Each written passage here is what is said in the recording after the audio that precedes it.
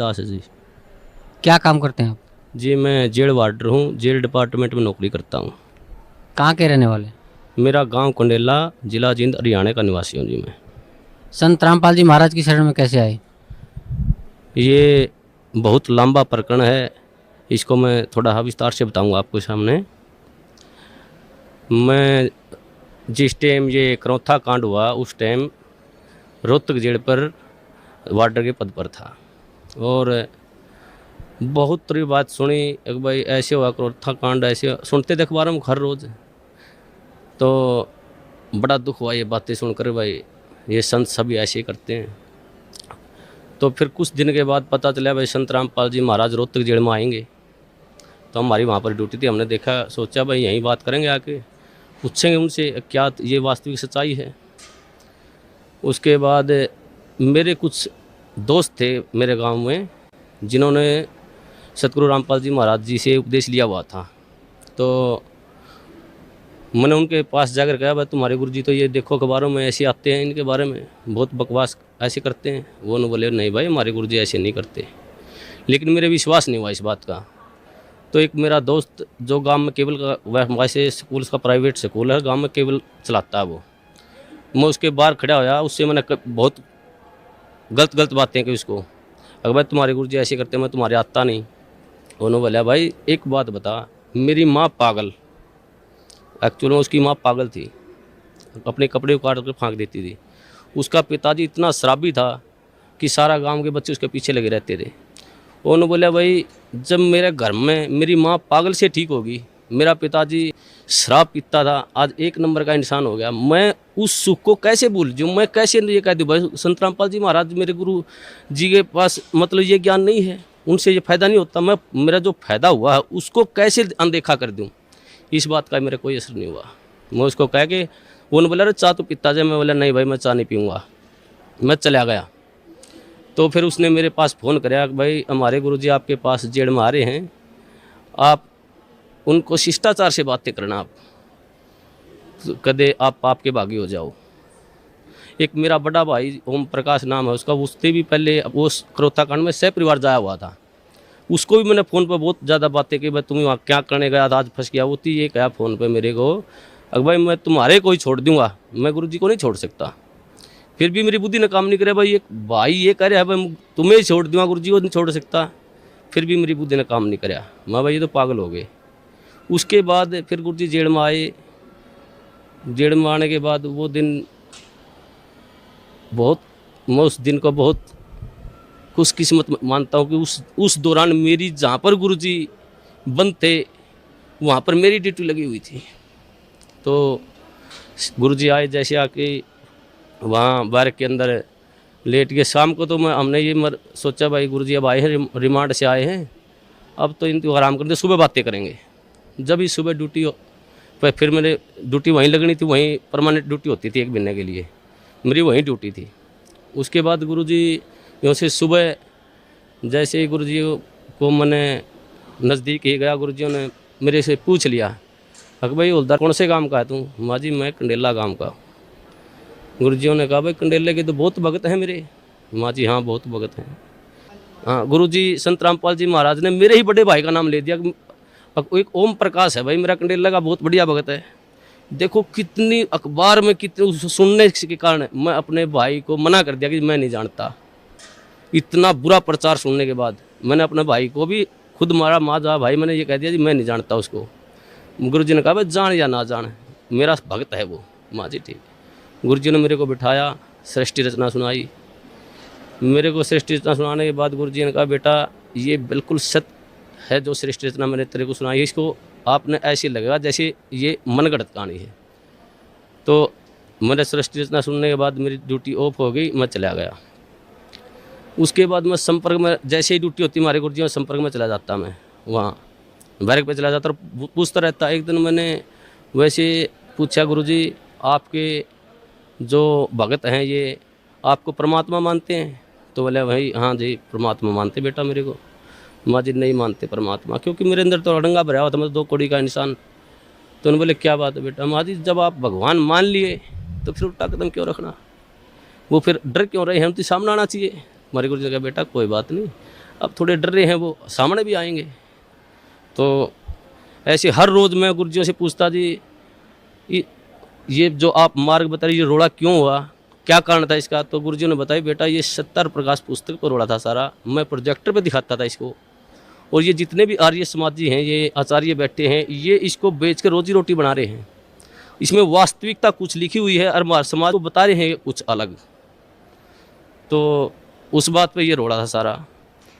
तो मैं एक इस परोपकार का ये काम कर रहा हूँ, ये भक्ति विधि सही बता रहा हूँ। मैं कहने लगा जी इस पृथ्वी पर ऐसा इंसान कोई नहीं जो परोपकार के लिए निस्वार्थ भाव से कार्य करता हो। तो गुरुजी ने कहा बेटा ये दास है।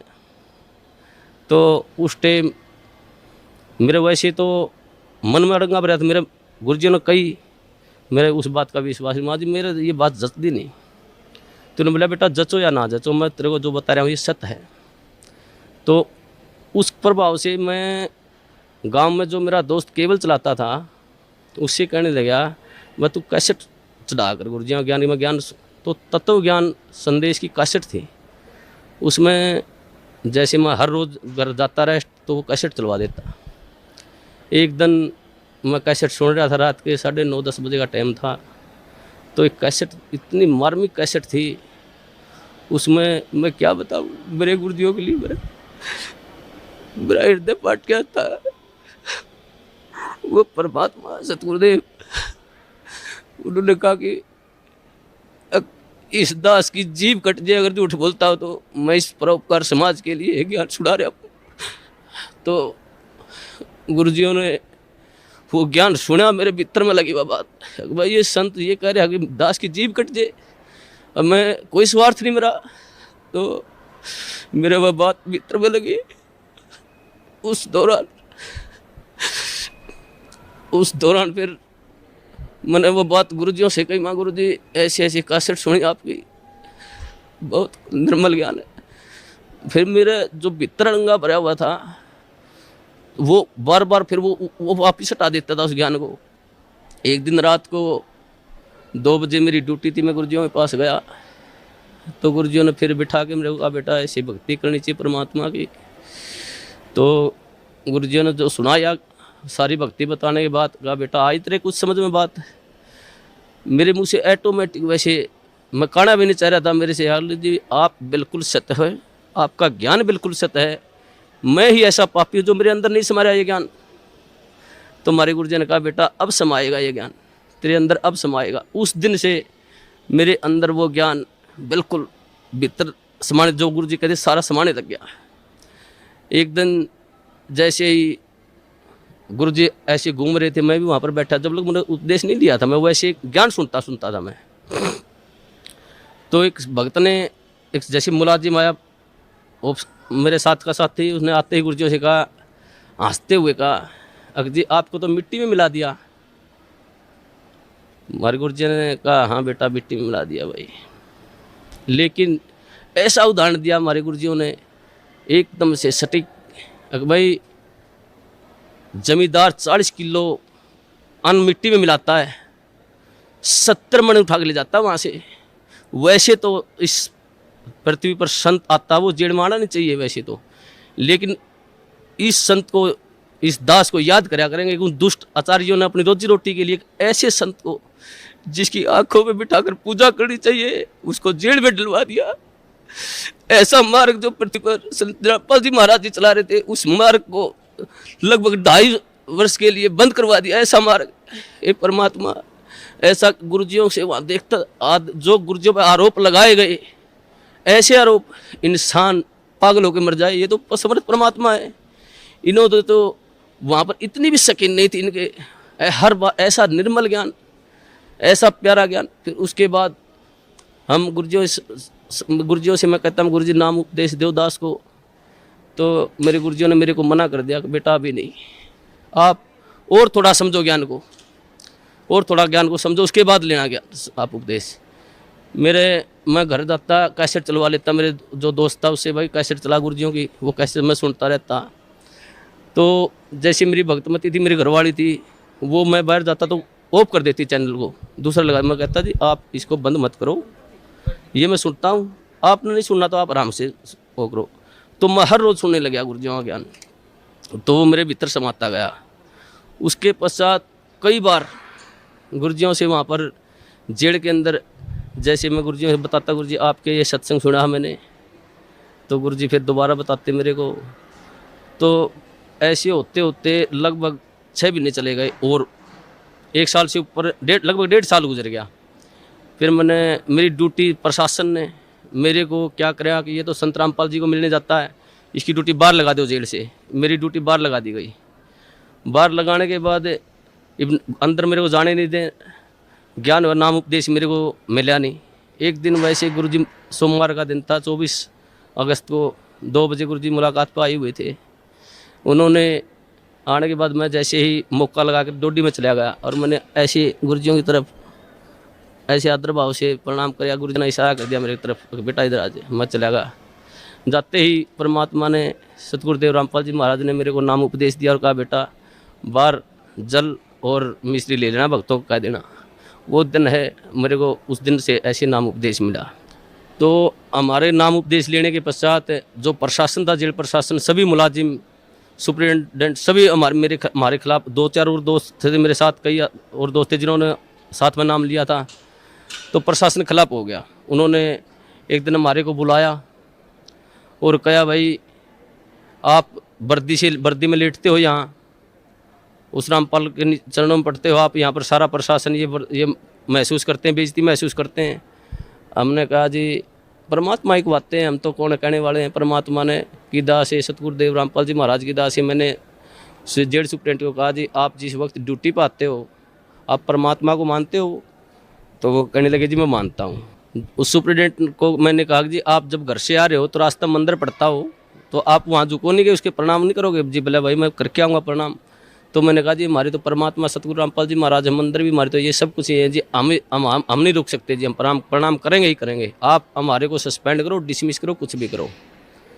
तो उन्होंने बोले, भाई ठीक है, तुम नहीं मानते तो करते रहो।